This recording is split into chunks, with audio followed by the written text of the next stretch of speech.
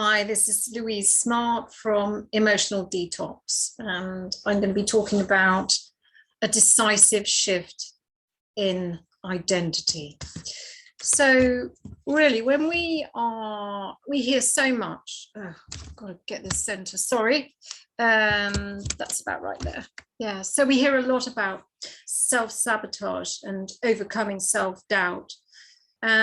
Using a positive mindset, but we really rarely question that identity, the identity that can sabotage and project negatively and fearfully and cause life to be a self-fulfilling prophecy of never-ending obstacles to solve. We rarely question that identity that creates all of that. So whilst we attribute the cause and its solution, the cause of problems and solutions within the context of the problem, we are invariably talking about our ego mind that can and does frequently do somersaults to fix a problem, usually only temporarily, because we discover that another problem replaces it pretty soon. And this is how we think life is.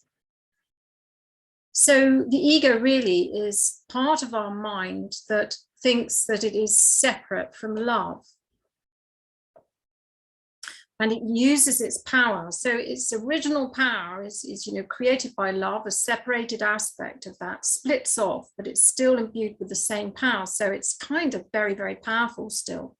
So it thinks it's separate from love, and it uses its power to create and miscreate its experiences as a limited, limiting, judgmental, fearful, punitive, guilt-ridden identity.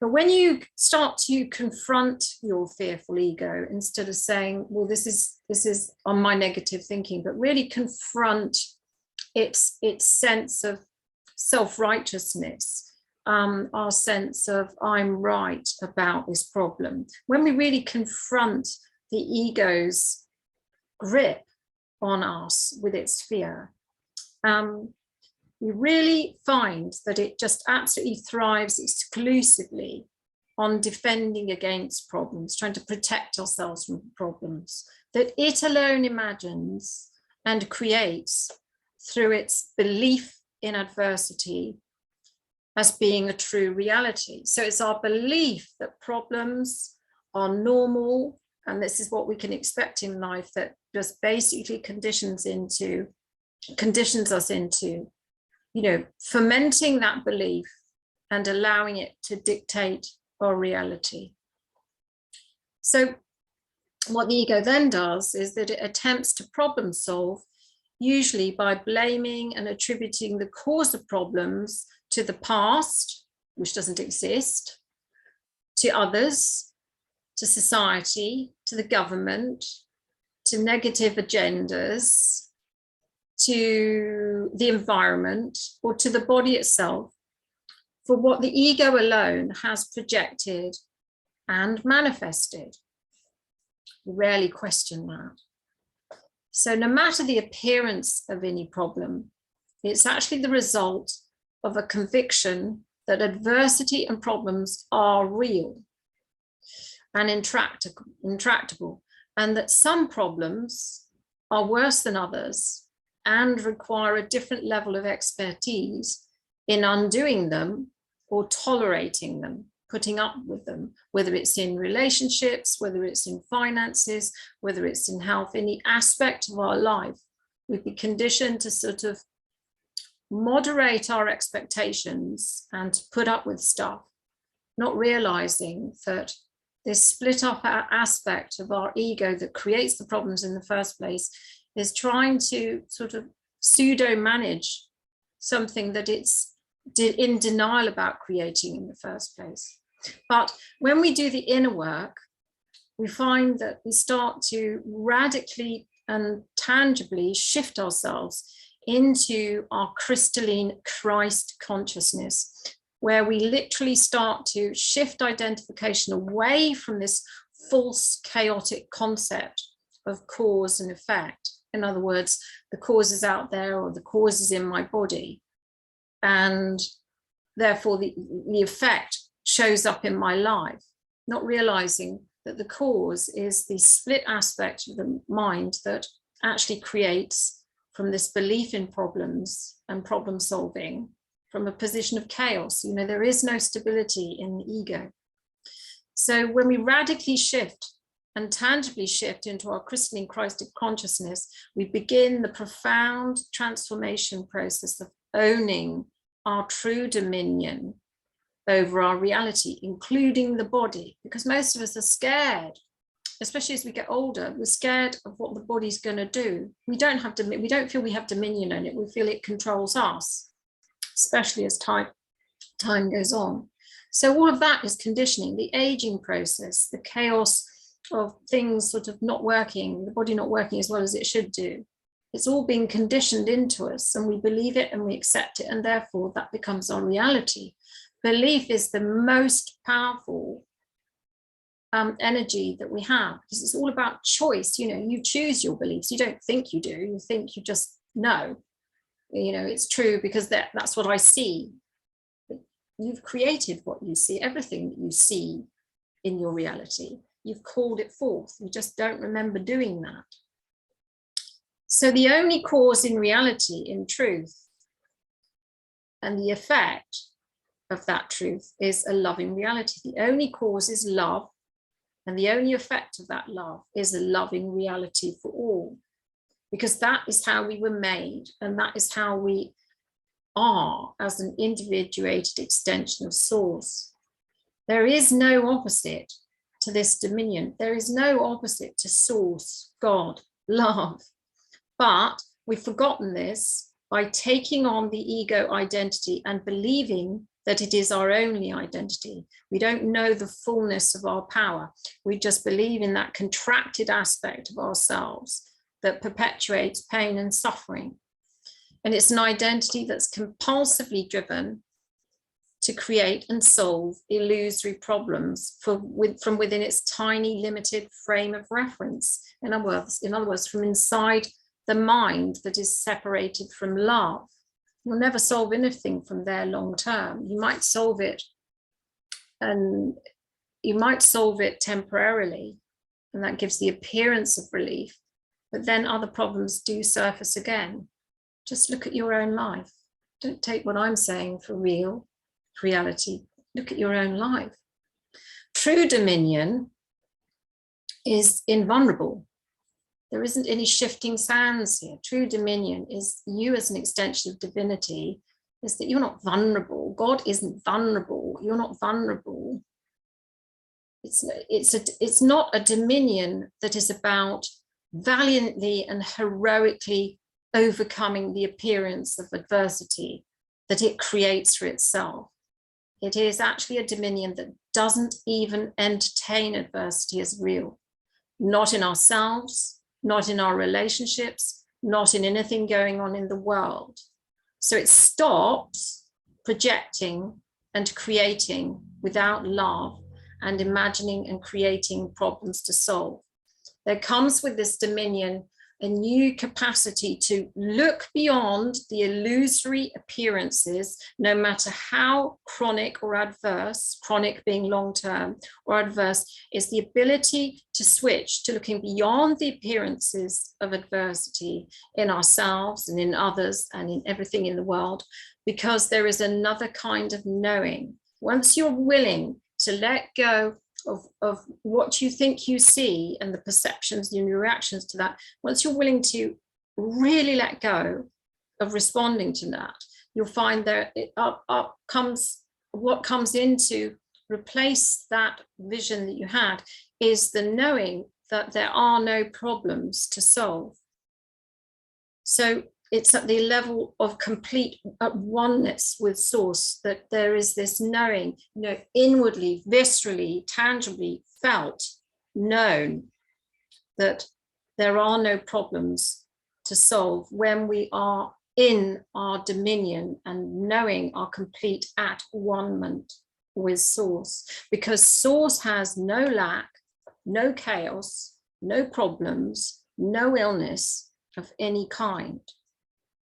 So neither do we, unless we still want to believe the egos dictate that there are some problems that are real and unsolvable. So despite all appearances to the contrary, to start with at least, radically trusting ourselves at this level of true dominion and identity means really trusting implicitly in ourselves as one with source. So we have to do the inner work of collapsing all sense of separation from love, and do right down to the energetic core of our being. This is where the transition takes place. It's energetic, and that is why it comes through as our felt senses. It's not a head fix. You take the information in through the crown chakra and you assimilate it and digest that information, but then that has to drop in and replace the grip and resistances that are held in our cellular matrix, running through the chakra system, especially in our, the ego center of the solar plexus.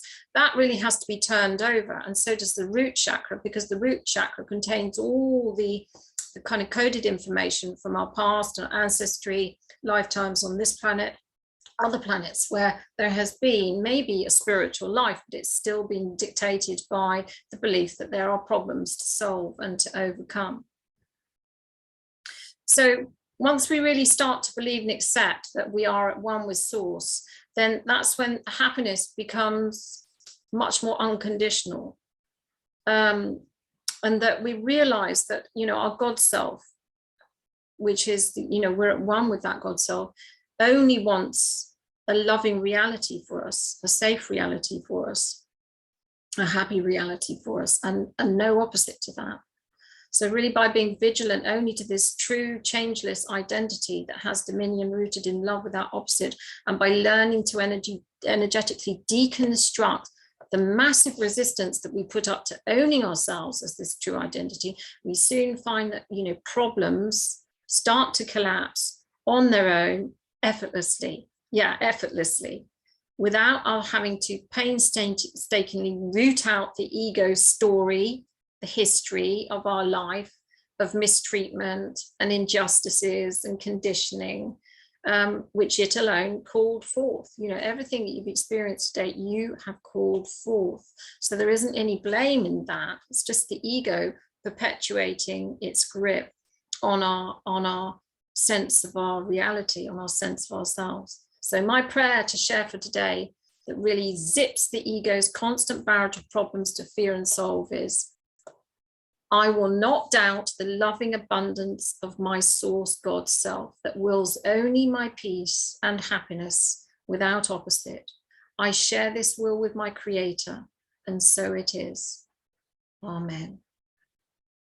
So when I'm working with clients on any of my programs, or I'm doing energy research and clearings, I'm coming from this perspective of true dominion, as opposed to siding with my own or my clients' problems and ego history. That is it's not about denial, but it is a positive separation between what's true and what is illusory, however painful it is. That is not to overlook or underestimate someone's experience of pain, but to know that pain will leave your life when you know the truth of your reality. So if you keep indulging and coddling the hurt and the pain without transmuting it from this higher perspective of the truth, you actually just clear it up, but not properly clear it up. It is not truly healed, because the belief in adversity is still contained within that relief from the hurt or the pain.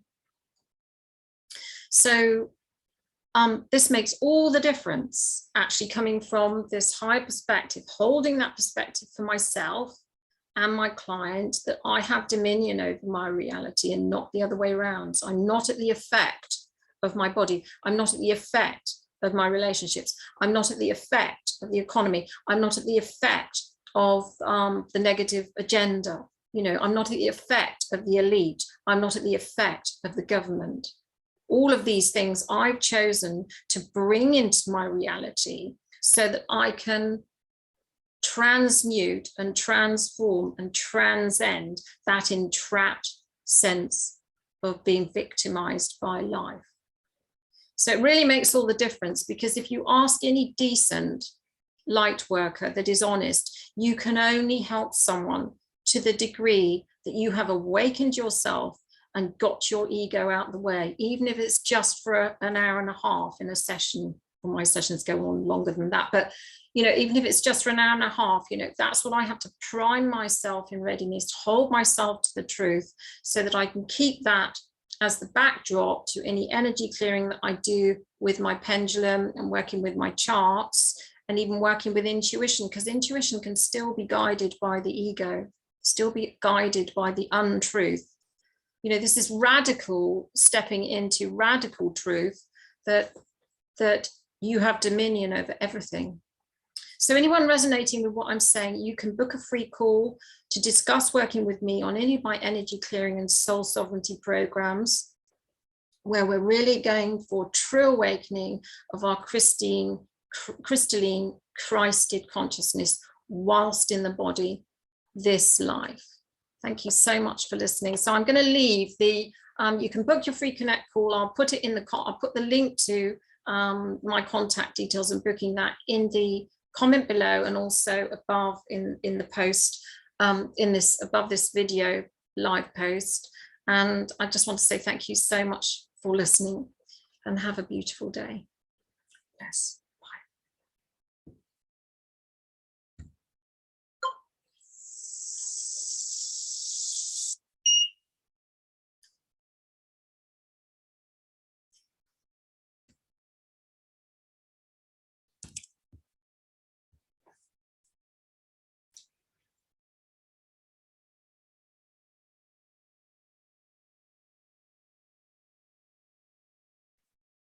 Oh, I've got to. Yes, switch that off now. Thanks for listening.